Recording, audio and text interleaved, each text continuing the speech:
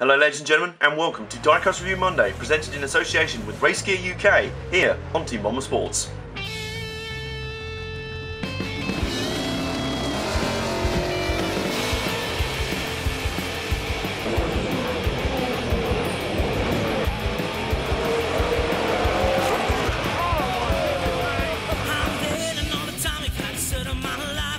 Welcome to episode 4, and as I said in the intro, this is presented in association with Race Gear UK, because they actually sent me this diecast in front of us to review today, and it has reason to be awesome and reason to potentially be a bit rubbish. It is Kasey Kahne's 2014 number 5 Pepsi Max Hendrick Chevrolet. Now, I don't know if you can see there, the font is slightly different and it's a flat silver. Now basically all the 2014 cars I've got with that style sort of end piece, if you will, have been shall we say rubbish. The Kurt Busch car I started this series reviewing with, well, more taking a massive dump on it, that was from this batch. It had that style font on the end of it. It's only a slight difference, but that is a giveaway that this, I don't know what it is, but something about this batch is slightly off. So let's whip this thing out and have a look. The box itself doesn't actually do up properly, so that's a good start. So here it is, the car out of the box, and on first impression, not too bad so far. I mean, let's have a look, quick look at the front. Everything's there. The lights are not where the grille's supposed to be, and the badge is not on the roof or something or other. Not bad so far.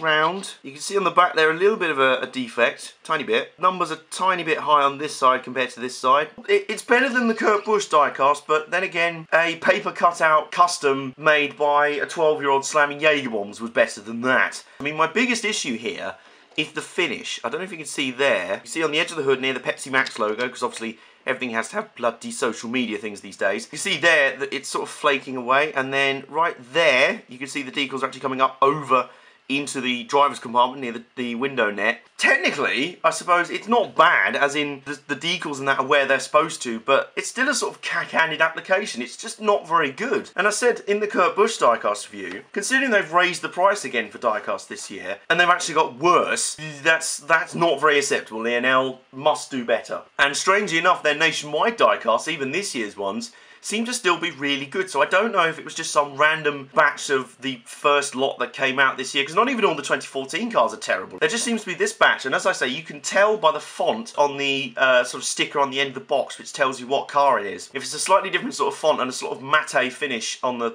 silver sticker, you're going to have a bad time, as the guy off South Park would say. Well, the car itself, the actual paint scheme, you've got to give credit for it. It's very, very distinctive. It is only running about 2, maybe 3 races this year at the most, so do watch out for it. It will easily get lost in amongst all the GoDaddies and Cat and Bass Pro Shop, Freaky Fast, Dollar General, Aspendentals, and because that's the way of NASCAR these days. All of the top teams have about 20 sponsors who rotate in and out every race, while all the teams near the back have Dave's Diner as one sponsor for the whole season. But yeah, Pepsi Max, I do drink it. You've seen me in these videos before drinking Pepsi Max before. I do like the drink. So that's not the reason why I like this car. It's just Pepsi Max is one of those companies that just looks good on a race car. That blue and red and black sort of patina that you see on there, the cans of Pepsi Max, looks great on a race car. And it's even got a sort of weird pattern in amongst the blue. It's red tinged as well. You can see there's some red and there's blue there. I think it's supposed to be sort of checkered flag thing, although I can't tell for sure, but it does look very good. So this has been my diecast review of Kasey Kahne's 2014 number 5 Pepsi Max